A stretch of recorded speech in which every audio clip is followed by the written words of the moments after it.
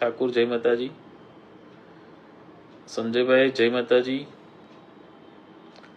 માવડિયા ચિંતનભાઈ જય માતાજી, હું મજામાં છું ચિંતનભાઈ,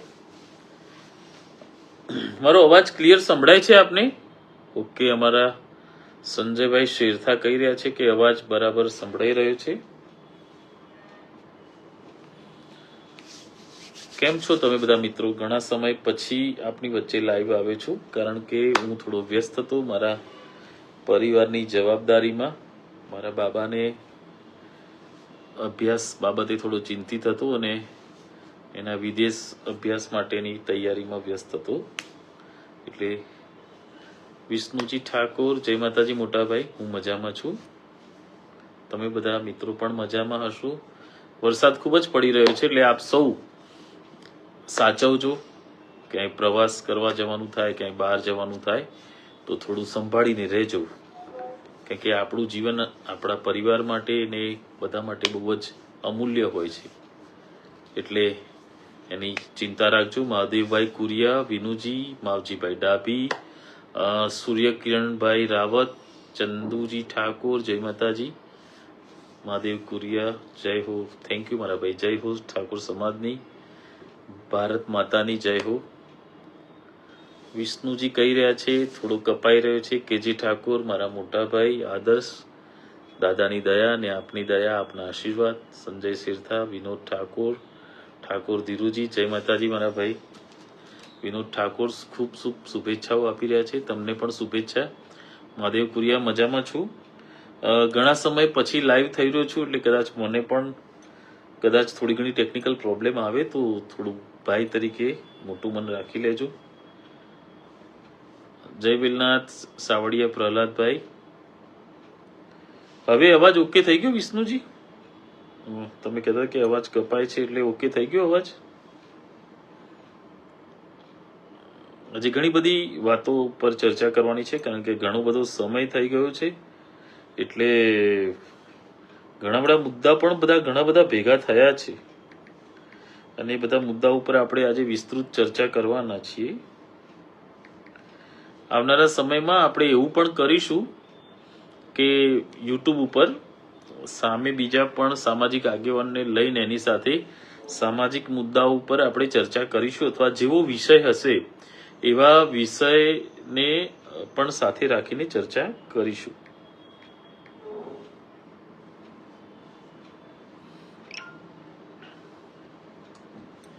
કિશનસિંહ ચૌહાણ જય માતાજી. તો મિત્રો, વિષ્ણુજી કહી રહ્યા છે કે હવે સમાજ અવાજ ઓકે આવી રહ્યો છે. બળવંતજી ચાવડા જય માતાજી. તો મિત્રો, આજે કેટલાક મુદ્દાઓ સાથે આપણી સાથે ચર્ચા કરવી હતી. ઘણા લોકોને એવું લાગતું હોય છે કે આપણે ક્યારે લાઈવ થઈએ છીએ એટલે અમુક લોકોની ટીકા કરતા હોઈએ છીએ કે આમ કે તેમ, પરંતુ વિષય ક્યારે એવો નથી હોતો કે કોઈની ટીકા કરવી. હંમેશા વિષય એવો હોય છે. કિશનસિંહ ચૌહાણ, હું મજામાં છું, પરિવાર પણ સુખ શાંતિ છે. હું મજામાં કહી શકું એવી સ્થિતિમાં નથી, કારણ કે માણસો સમાજના કારણે જે પરિસ્થિતિઓમાં આવ્યા છે એ પરિસ્થિતિઓ તમે જાણો છો. મારા જેવા અનેક યુવા કાર્યકર્તાઓ હશે જે અત્યારે આર્થિકથી માંડીને તમામ બાબતોમાં એ લોકો અત્યારે સ્ટ્રગલ કરી રહ્યા છે, કારણ કે આપણે બધા અમુક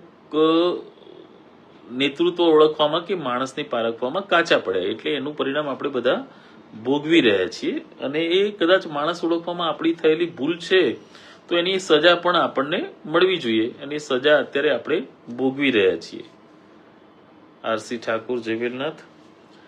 મિત્રો, વાત એવી છે કે અત્યારે હમણાં તમે જુઓ તો પાટીદાર સમાજની બેઠક થઈ ગાંધીનગરમાં.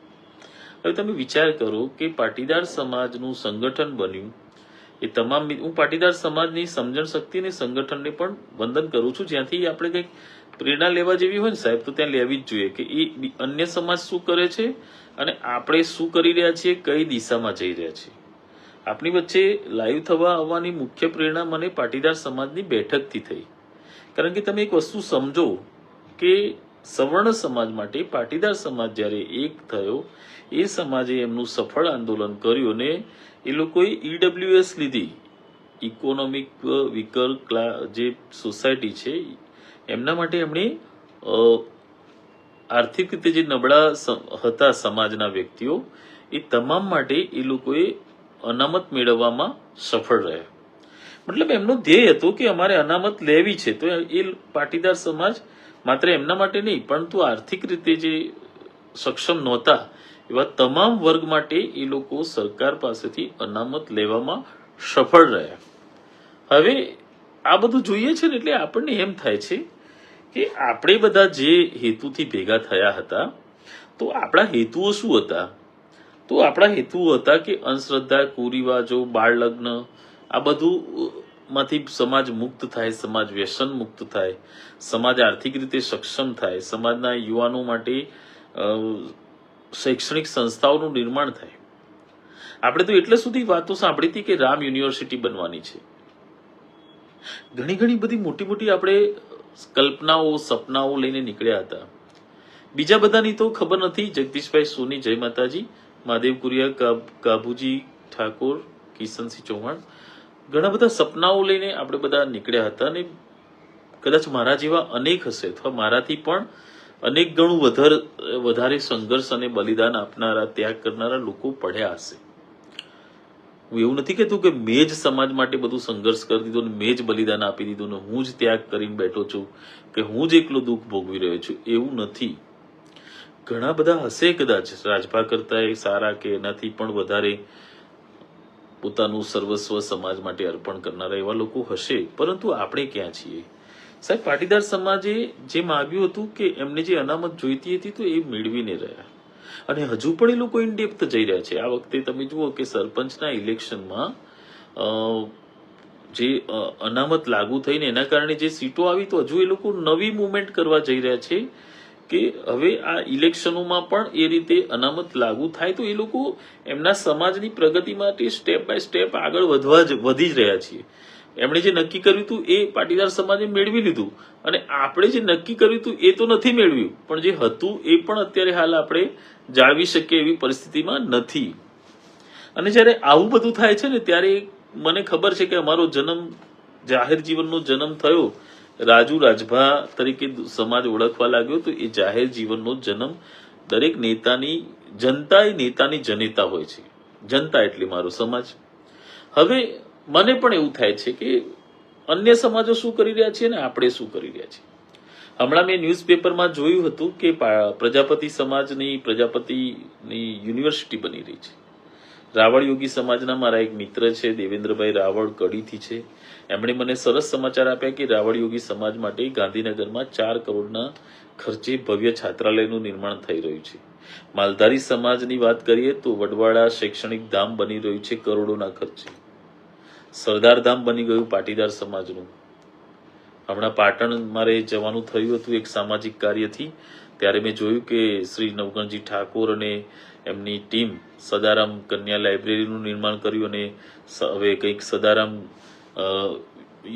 યુવાનો માટે એટલે કે સદારામ કન્યા કુમાર લાઇબ્રેરીનું પણ તે લોકો આયોજન કરી રહ્યા છે. પરંતુ આપણે શું મેળવ્યું? ચલો ગુમાવ્યું એ તો જવા દો. કદાચ હું માનું છું કે સમાજ કરીને કંઈક ગુમાવ્યું તો એ મારી ખામી હતી, કારણ કે હું માણસને ના ઓળખી શક્યો, વ્યક્તિત્વને ના ઓળખી શક્યો. એડવોકેટ અલ્પેશભાઈ ઠાકોર, જય માતાજી. પરંતુ આપણે શું મેળવવા નીકળ્યા હતા, શું મેળવ્યું, શું હતું એમાંથી ગુમાવ્યું કે કંઈક નવું મેળવ્યું? સાહેબ આપણે એની વાત કરવાની છે. તો તમામ સમાજોના તમે જુઓ ધાર્મિક, એ લોકોની જે તીર્થ ક્ષેત્ર હોય છે, ધાર્મિક સ્થળો હોય છે, ત્યાં એ તમામ સમાજોની ધર્મશાળા હોય છે. તમે જુઓ શિક્ષણ સંકુલોની વાત કરીએ તો તમામ સમાજોના શિક્ષણ સંકુલો સમગ્ર ગુજરાતમાં બનવાના ચાલુ થઈ ગયા. ગવર્મેન્ટ નોકરી માટે પણ એ લોકોના અદ્યતન કહી શકાય એવા સંકુલો બનવા લાગ્યા. તમને ખબર છે સવર્ણ સમાજની અંદર કોઈ ગામમાંથી વ્યક્તિને જો વિદેશમાં ભણવાના કે બીજી કોઈ રીતે વિઝા મળે છે તો પણ આખું ગામ અને સમાજ એક થઈને એને સપોર્ટ કરે છે. તમામ સમાજો પ્રગતિ કરી રહ્યા છે. તમામ સમાજો ટ્રીમેન્ડસ. તમે ગામમાં જશો ને તો તમે જોજો SC/ST સમાજના વાસમાં પણ હવે પાકા મકાનો, મસ્ત વરંડા, અને ગામમાં જઈને, કારણ કે મારે તો પહેલા સમાજમાં જ્યારે હતો ત્યારે માત્ર સમાજમાં જવાનું થતું હતું, પરંતુ ભારતીય જનતા પાર્ટીમાં જોડાયા પછી જ્યારે પાર્ટીના કાર્યક્રમમાં જવાનું થાય છે ને ત્યારે હું જોઉં છું કે SC/ST સમાજના મસ્ત ધાબાબંધ સારા મકાનો થઈ ગયા છે, 2 વ્હીલર 4 વ્હીલર પણ અમુક લોકોના ઘરે હોય છે, પાકા વરંડા થઈ ગયા છે વાસની આજુબાજુ, અને ઘરમાં જો 4 વ્યક્તિ હોય તો 3 વ્યક્તિ નોકરી કરતા હોય છે, છોકરાઓ સારું ભણતા હોય છે. જ્યારે આપણે કઈ દિશામાં છીએ, આપણે કઈ દિશામાં જઈ રહ્યા છીએ, આપણે હાલ ક્યાં છીએ, અને આ જ પ્રકારે આપણે જો ચાલતા રહીશું તો આપણે ક્યાં પહોંચીશું, આપણું શું થશે, આ બધું વિચારવાનો વિષય પાકી ગયો છે. પરંતુ આપણે બીજા સમાજમાંથી કઈ ધડો નથી લેતા. આપણે હંમેશા બીજા સમાજમાંથી આપણે કોમ્પિટિશન કરીએ છીએ, પણ આપણે હાલ કોમ્પિટિશન કરી શકીએ એવી પરિસ્થિતિમાં નથી. આપણે ઇન્સ્પિરેશન લેવાની જરૂર છે કે અન્ય લોકો શું કરે છે, આપણે શું કરવાનું છે. હાલ કારણ કે હમણાં લાઈવ થયું તો મારે કોઈકનો વિરોધ કરવો હોય તો મારી પાસે 1000 મુદ્દાઓ છે. વિરોધ કરીને પણ હવે થાકી ગયા છીએ આપણે. હવે વિરોધ કરીને પણ આપણે થાકી ગયા છીએ. પણ મને એવી ખબર પડે છે કે તમે ગમે એટલી મોંઘી ગાડી લાયા હોય પણ એનું એન્જિન ખોટકાય તો આપણે એની એ ગાડીને રોજ સવારે ગાભો મારીને સાફ કરીને એની જ ગાડી વાપરવા માટેની લાલચ નથી રાખતા. પછી કાં તો એન્જિન બદલવું પડે કાં તો ગાડી બદલવી પડે. પણ આપણે ક્યારે શું કરીશું એ કંઈ નક્કી નથી થતું. આપણો સમાજ હજુ પણ, હું જ્યારે અમુક પોસ્ટ મૂકતો હોઉં છું તો 2-3 જણા કમેન્ટ કરે છે કે ભાઈ સમાજનો વિરોધ કરીશું તો સમાજ ક્યાંથી આગળ આવશે. એટલે ભાઈ સમાજનો વિરોધ તો અમે છેલ્લા 2-5 વર્ષ, આ 2017માં જે સમાજ સાથે દગો થયો પછી અમે એ ભાઈનો વિરોધ કરવા લાગે. સમાજનો વિરોધ નહોતો, એ વ્યક્તિનો વિરોધ હતો. અને તે એ ભાઈને મેં 5 વર્ષ સુધી માન લો કે ખભે લઈને ફર્યા, તેડીને ફર્યા, તો એને સમાજનો શું ઉદ્ધાર કરી દીધો. તો તમે બધા અમુક જે લોકો છે એ એવું કહેવા માંગે છે કે 5 વર્ષ સુધી જેને ખભે લઈને ફર્યા, જેને સમાજનું કંઈ ના કર્યું એને હજુય ખભે લઈને ફર્યા એટલે આપણી પેઢીએ પૂરી થઈ જાય ત્યાં સુધી સમાજનું કંઈ જ ના થાય. શું તમે એવું જોવા માંગો છો? અમને શું મળી જવાનું એમ કહો? અમે શું મળી જવાનું? અમે તો ગુમાયેલું છે. લ્યો, અમે તો અમારા છોકરાના ભણવા મોકલ્યો, તમારા આર્થિક તકલીફો આવી તો અમે તો આ ઘરે વેચવા કાઢ્યું. અમે બધા રૂપિયાવાળા નથી. અમે સમાજના નામે સદ્ધર નથી થયા. અમે સમાજ જોડેથી 100 રૂપિયા નથી ઉઘરાયા, અને એવા કંઈ અમારી પાસે કરોડો અબજો રૂપિયા નથી આવ્યા. પણ થોડુંક લાગણી થાય છે કે ચલો હવે હું એમ કહું છું કે મારી એવી તાકાત નથી કે હું ફરીથી પહેલા જેવો પ્રવાસ કરી શકું ને સમાજમાં વચ્ચે આવી શકું. કારણ કે મારી પોતાની અત્યારે હાલ સામાજિક, પારિવારિક અને આર્થિક જવાબદારીઓનું ભારણ વધી ગયું છે. કદાચ હું નહીં કરી શકું, પણ હું એવું ઈચ્છું છું કે સમાજના બીજા કોઈ નવયુવાનો હોય તો આખા પ્રદેશ લેવલે કે ગુજરાત લેવલે નહીં, પરંતુ સ્થાનિક પોતાના ગામ લેવલે પણ આપણે કંઈક પ્રયત્ન કરવા પડશે ભાઈ. નહીતર તમે કલ્પના નહીં કરી શકો ને એ દિશામાં આપણે જઈશું. અને જે સમાજનો અમુક વર્ગ થોડો સુખી છે અથવા શિક્ષિત છે એમને બહુ કદાચ એટલો ફરક નહીં પડે, પણ સોશિયલ મતલબ 10% સિવાય 90% જે છે, 90% જે વર્ગ છે એ વર્ગને ઘણું બધું ફરક પડશે. આપણે અત્યારે સમાજમાં થોડા સારા કાર્યો થવા લાગ્યા છે કે ભાઈ વિદ્યાર્થી સન્માન સમારંભ થાય છે, વ્યાજબી ભાવે ચોપડા મળે છે, અને એવું નાનું મોટું સમૂહ લગ્ન પણ થઈ રહ્યા છે. મેરેજ બ્યુરોના થોડા કામ થઈ રહ્યા છે, એ પણ સારી વાત છે. આપણો સમાજ તો અત્યારે મફત શૈક્ષણિક કીટ મળે ને એમાં રાજી થઈ જાય છે. પરંતુ આપણો સમાજ એ ભૂલી જાય છે કે આપણે જે ભેગા થયા હતા ને ન્યાય માટે, કે સમાજની કોઈ મોંઘા મૂલી કોઈની જમીન સાથે કંઈ ખોટું થયું હોય ગેરકાયદેસર, ધીરુભાઈએ બહુ સારી વાત કરી કે સમાજને કંઈ નહીં આપી શકે તો આપણે બધા ગુનેગાર ગણાઈશું. પહેલા ગુનેગાર ધીરુભાઈ આપણા પરિવારના છે.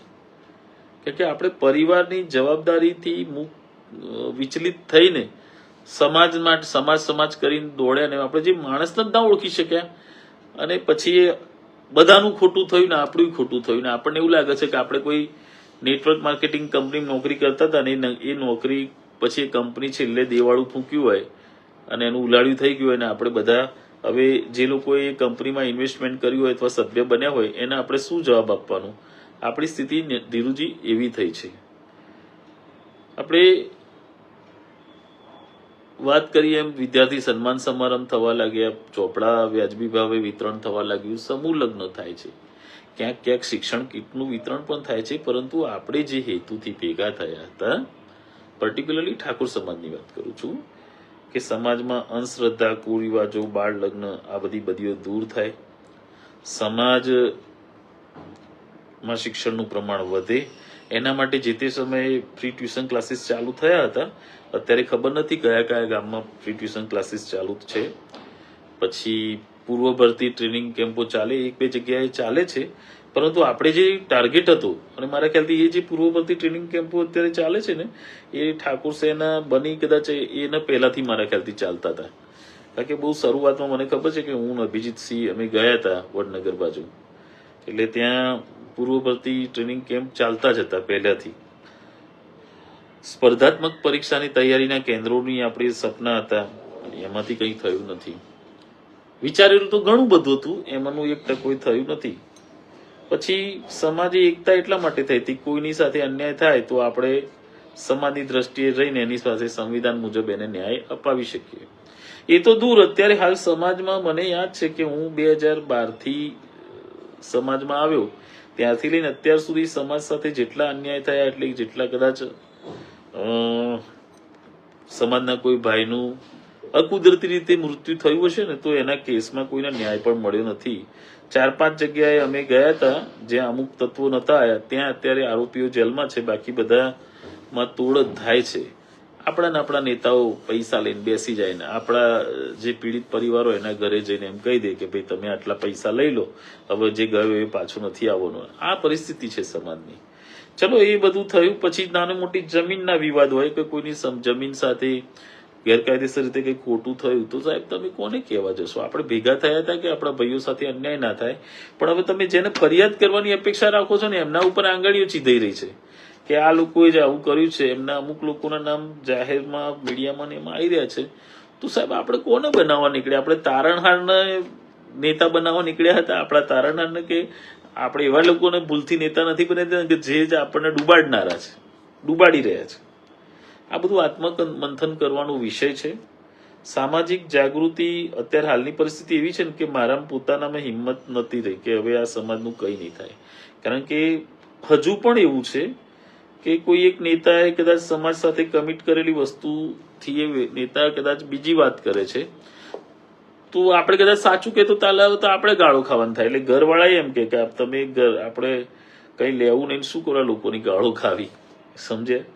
એવું પણ પરિસ્થિતિ બને છે. પરંતુ મને એમ થાય છે કદાચ ક્યાંક આ સમાજનું ઋણ તો છે જ યાર, કારણ કે આપણને કોઈ નતું ઓળખતું. આ સમાજે ઓળખાણ તો આલી જ છે, એ 100%ની વાત છે. આજે આપણે ગુજરાતના કોઈ પણ ગામડે કે કોઈ પણ ખૂણે જઈએ છીએ તો સાહેબ આપણને 5 જણા ચા પીવડાવનારા મળે છે, જમવાના ટાઈમે જમાડવાની વાત કરે છે. તો 100% સાહેબ આ સમાજે એ ઓળખાણ તો આપણને આલી જ છે. પરંતુ જે સમાજે આપી છે ને એને આપણે એક વ્યક્તિના નામે એની ક્રેડિટ ના આપી શકીએ.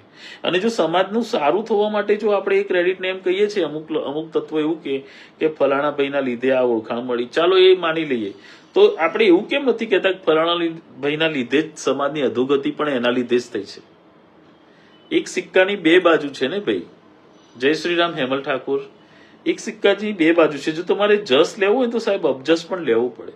સમાજનું સારું થયેલું હોય એનું જસ લેવું હોય તો સમાજનું જે ખોટું થઈ રહ્યું હોય ને એની જવાબદારી પણ લેવી પડે, અને એમાં તમારી ભૂલ પણ તમારે સ્વીકારવી પડે. અને જો ભૂલ સ્વીકારાઈ જાય, તમને ભૂલનું જ્ઞાન થાય તો સાહેબ સમાજ આગળ કાન પકડીને માફી પણ માગવી પડે.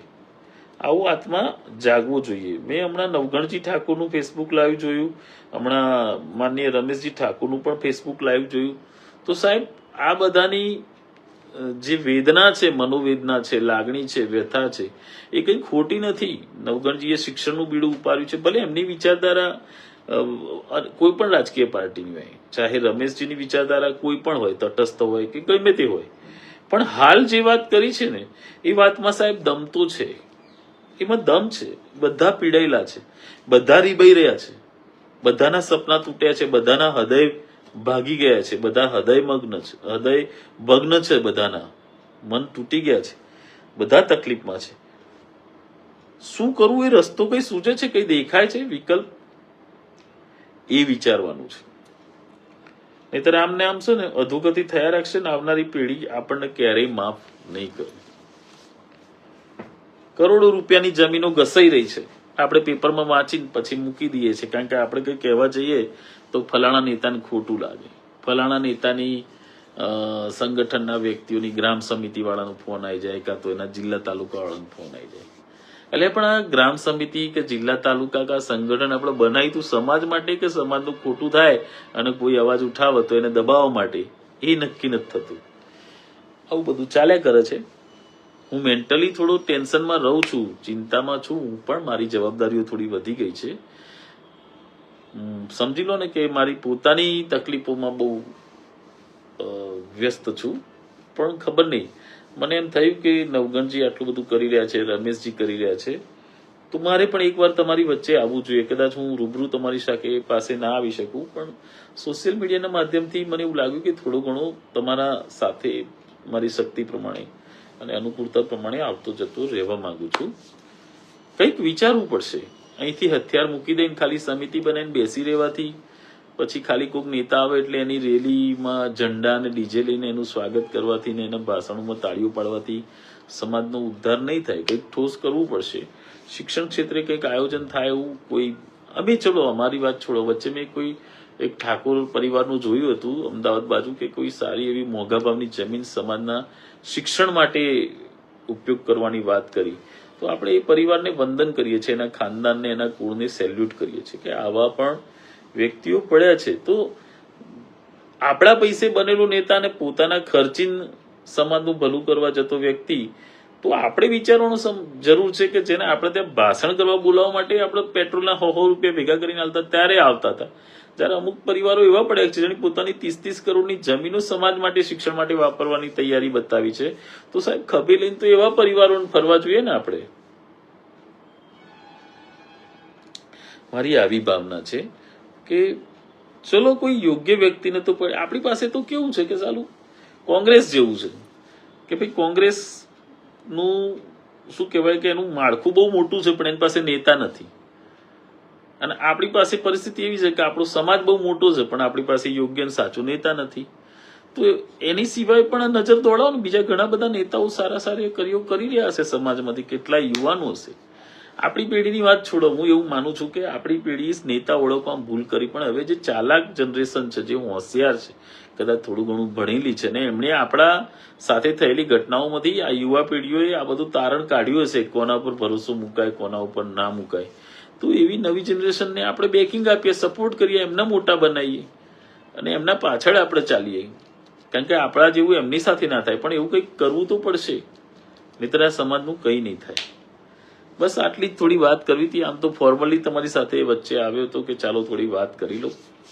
હું જોઉં છું કે પેપરમાં અમુક જમીનો ઘસાઈ જવાની એવી વાત આવે છે, પણ સોશિયલ મીડિયામાં ક્યાંય કઈ વાત નથી થતી કે ભાઈ ફલાણા વ્યક્તિને ખોટું લાગશે. એટલે તો પછી તમે તમારા સમાજ માટે ભેગા થયા હતા કે ફલાણા વ્યક્તિને ખોટું ના લાગે ને એને રાજી રાખવા માટે ભેગા થયા હતા? ફેસબુક ઉપર કે એમાં કોઈ સારી એના ન્યાય માટેની પોસ્ટ લખત તમે પાછા તમે તમારા સમાજના લોકોને કોમેન્ટ કરીને ટીકા કરો છો. એટલે પણ તું એ તો જો કે જમીન કોની ઘસાઈ છે, ઘસાવા પાછળ નામ કોનું આવ્યું છે, અને તું લડે છે કોના માટે? ઠાકોરની જમીન ઘસાઈ, ઠાકોરે એના વિશે અવાજ ઉઠાવતી કમેન્ટ કરી અથવા ફેસબુક લાઈવ કર્યું અને પાછો ઠાકોરનો વિરોધ કરે છે. તું ખોટો છે તો તમે બસ આમના વિરોધ જ કરતા રહેજો. હજુ કદાચ ઘણી બધી ઘસાઈ હશે, બહાર તો કદાચ થોડી આવી હશે, બીજી પણ કદાચ એવું કઈ ખોટું થશે તો આમ આપણે અંદર લડ્યા કરીશું. અને જે લોકોને કઈ ઠેકાણા નતા એ લોકો આનંદ કરશે અને આપણે લડ્યા કરીશું. આ આપણે વિચારવાનો વિષય છે કે કોઈએ એટલો બધો પ્રવાસ નહીં કર્યું, કશું નહીં કર્યું, તો અત્યારે ઠાકોર સેના કે ઠાકોર સમાજનું સંગઠન એના કંટ્રોલમાં છે. કદાચ કોઈ વ્યક્તિ સાચું બોલે કે કંઈક કડવી વાસ્તવિકતા કે તો આપણા જ ઠાકોરો કોમેન્ટો કરીને એની જોડે લડવા જાય. શું પરિસ્થિતિ થાય સમાજનું, આ વિચારવા જેવું વિષય છે. ઠીક છે મિત્રો, મારે ખાસ કંઈ કહેવું નથી. તમારી આજે તો કદાચ હું એવું નથી માનતો કે હું બહુ મોટો નેતા રહ્યો છું, પણ મારામાં મને એવું લાગે કે નેતૃત્વ છે એનું. કારણ કે જો નેતૃત્વ હોત તો સાહેબ હું આટલી મોટી ગેમ હું સમજી શક્યો હોત. હું ના સમજી શક્યો એટલે હું મારી જાતને પણ નિષ્ફળ સમજુ છું કે હું ઓળખી ના શક્યો કે આ સમાજ કઈ દિશામાં જઈ રહ્યો છે. તે છતાંય તમારે કઈ વાત કરવી હોય તો કોમેન્ટ કરો. 2-5 મિનિટ સુધી આપણે વાત કરીએ. મને જેટલી સમજણ પડશે, ભગવાન બુદ્ધિ આપશે એ પ્રમાણે આપની સાથે વાત કરીએ. માવજીભાઈ ડાભી, પછી દિનેશ બારૈયા, બધા એક સાથે ભેગા થાય ને, પણ બધા નેતા થઈને ભેગા થાય ને દિનેશભાઈ, એવું શક્ય નથી. કારણ કે હવે જે નેતા ઉપરથી આપણને એણે એનું પોત પ્રકાશી દીધું છે, એણે એની ઓકાત બતાવી જ દીધી છે. હવે તમે વિચાર કરો કે તમે એમ કહો કે એના જોડે એક મંડપ ઉપર બેસીને વાત કરો, કામ કરો, એકની એક ભૂલ માણસ ફરીથી કરે તો સાહેબ આપણે માણસ કહેવાના લાયક નથી. માવજીભાઈ ડાભી કહી રહ્યા છે વિશ્વાસ કરનાર સમાજનો ઉપયોગ થયો. હવે આ બધી વસ્તુ માવજીભાઈ થઈ ગઈ છે, પણ હવે આપણે આગળનું વિચારવું પડશે ને. આમ નામ બેસી રહીશું તો આપણે હવે ખોવાઈ જવાનો સમય છે ભાઈ. તમે કદાચ સોશિયલ ડેવલપમેન્ટના ડેટા જોજો ગવર્મેન્ટમાં અથવા ગૂગલમાંથી. અત્યારે જે સામાજિક ડેવલપમેન્ટ થઈ રહ્યું છે ને, હમણાં અત્યારે હાલ આપણો સમાજ છે ને બીજા અન્ય સમાજોની સરખામણીમાં બહુ જ નીચલા પાયદાન ઉપર છે. પણ કંઈક તો થવું જોઈશે ને યાર, કંઈક થવું જોઈશે. ગ્રામ્ય લેવલે કે નાના નાના લેવલે, સ્થાનિક લેવલે કંઈક થવું જરૂરી છે. તો મિત્રો બસ આટલી જ વાત હતી મારી. કોઈ વાતથી કોઈની લાગણી દુભાઈ હોય તો માફી માંગુ છું. તમને બધાને એવું લાગે છે કે રાજભા પહેલા જેવા આક્રમક નથી રહ્યા, આમ નથી કરતા તેમ. સાહેબ આક્રમક કરીને મેં શું ઉખાડી લીધું? મારો સમાજ તો ઠેરના ઠેર છે. મને મારી જાતથી નફરત થાય છે કે મેં 1.25 લાખની L&T જેવી નોકરી છોડી, એન્જિનિયર હતો, એકદમ 3 સ્ટાર લાઈફ જીવતો હતો. મને એમ થયું કે લાય સમાજ માટે પણ કંઈક કરીએ, પરંતુ કંઈ કરી ના શક્યો.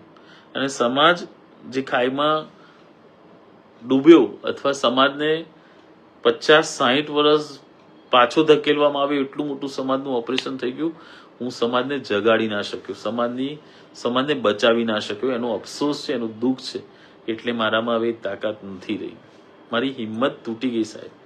અને જ્યારે હું સમાજ માટે સાચું કહેતો હતો ત્યારે મેં ગાળો ખાધી મા બેન સામે સોશિયલ મીડિયામાં. તોય વળી મથ્યો કે કંઈક થાય. હવે સાહેબ એ ગાળો ખાવાની એ તાકાત નથી રહી. ખોટો વગર વાંકે બદનામ થવાની પણ હિંમત નથી રહી કે ભાઈ સાચું કહેવા જઈએ સમાજની આંખો ઉગડે. અને તોય અમુક જે સંગઠનોના અમુક લોકો આપણને જ કમેન્ટ ઉપર મા બેન વિશે ખરાબ શબ્દો વાપરે અથવા આપણી બદનામી થાય એવા ખોટા આક્ષેપો કરે. એટલે થાકી જઉં છું સાહેબ.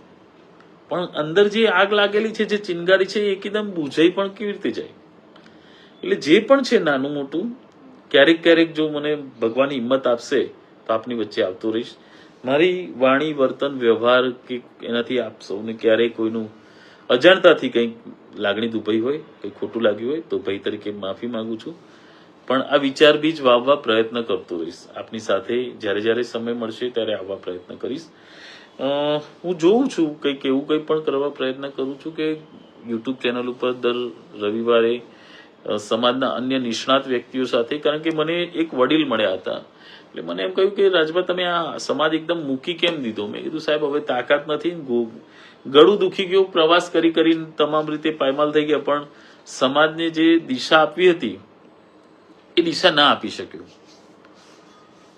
સમજ્યા? એટલે મને એમ છે કે અફસોસ છે, હવે હિંમત નથી સાહેબને, હું ના કરી શક્યો. પણ એમણે એવું કહ્યું કે જરૂરી નથી કે તમે રૂબરૂ પ્રવાસ કરો ને આ બધું કરો ને ભાષણો કરો તો જ થાય. તમે વૈચારિક ક્રાંતિ લાવી શકો, હજુ પણ તમારી પાસે એક વિકલ્પ છે. તો પછી મેં એવું વિચારું છું કે વૈચારિક જે બુદ્ધિજીવી વ્યક્તિઓ હોય સમાજના, એવા વ્યક્તિઓ સાથે ઓનલાઈન ચર્ચા અથવા ડિબેટ કે મીટિંગ એવું કંઈ કરીશું. માત્ર પોઝિટિવ ચર્ચા અથવા શું થઈ શકે એના વિશેનું ચર્ચા વિચારણા કરવા પ્રયત્ન કરીશું. આ ડિબેટોમાં ક્યારેય કોંગ્રેસ ભાજપ કે કોઈ રાજકીય બાબતનું એવું નહીં હોય કે ભાઈ કોંગ્રેસના કોઈ વ્યક્તિ હોય, ધારો કે અમારા નવગણજી છે તો કાયમ ભાજપને કાપતા જ હોય છે. પણ તે છતાં એનો મતલબ એવો નથી કે કોંગ્રેસી છે. પણ તે છતાંય નવગણજીએ જ્યારે લાઇબ્રેરીનું સારું કામ કર્યું તો સાહેબ આપણે એમને વંદન કર્યું, એમને સેલ્યુટ કર્યું. હું ત્યાં રૂબરૂ મુલાકાત કરી, મને ગર્વ છે કે સમાજ માટે એમણે એક સારું પગલું ભર્યું. જ્યારે સમાજની વાત આવશે ત્યારે કોંગ્રેસ ભાજપ નહીં કરીએ. અને સમાજના ડેવલપમેન્ટ માટે ઈમાનદારીથી, તટસ્થતાપૂર્વક ચર્ચા કરીએ ને કદાચ કંઈક એમાંથી નિષ્કર્ષ નીકળે, જે રીતે સમુદ્ર મંથન થયું ને એમાંથી અમૃત નીકળ્યું, એવું કંઈક નીકળે તો થોડો પ્રયત્ન કરીશું. બાકી હરી ઈચ્છા બળવાન. પણ થોડું ઘણું પણ કંઈક ના કરવું એ પણ સાલું. કેવી રીતે હવે સાલું બેસીએ કેવી રીતે, ના બધું જોવાય કેવી રીતે? પેપરોમાં આવે ફલાણી જમીન ઘસાઈ ગઈ, બધા સમાજો. ત્યારે કોઈ સમાજોએ શિક્ષણધામની કલ્પના નથી કરી. અમુક મોટા શિક્ષણધામ હતા, પણ જે ભવ્ય શિક્ષણધામો જે અન્ય સમાજોના બને ને એની કલ્પના હતી ત્યારે આપણને રામ યુનિવર્સિટીના સપના બતાવવામાં આવ્યા હતા અને એમાંથી આજે આપણે એક આંગણવાડી પણ નથી બનાવી શક્યા એટલે લાગી આવે છે અને લાગી આવે છે એટલે એ વેદના એ પીડા આપની સમક્ષ લઈને આવે છું. ફરી મળીશું મિત્રો થોડા સમય પછી, લગભગ રવિવારે હું આપની વચ્ચે આવા પ્રયત્ન કરીશ, ભગવાન જેવી અનુકૂળતા આપે. આપ સૌનો ખૂબ ખૂબ આભાર. વંદે માતરમ. ભારત માતા કી જય. જય શ્રી રામ. જય ઠાકોર સમાજ.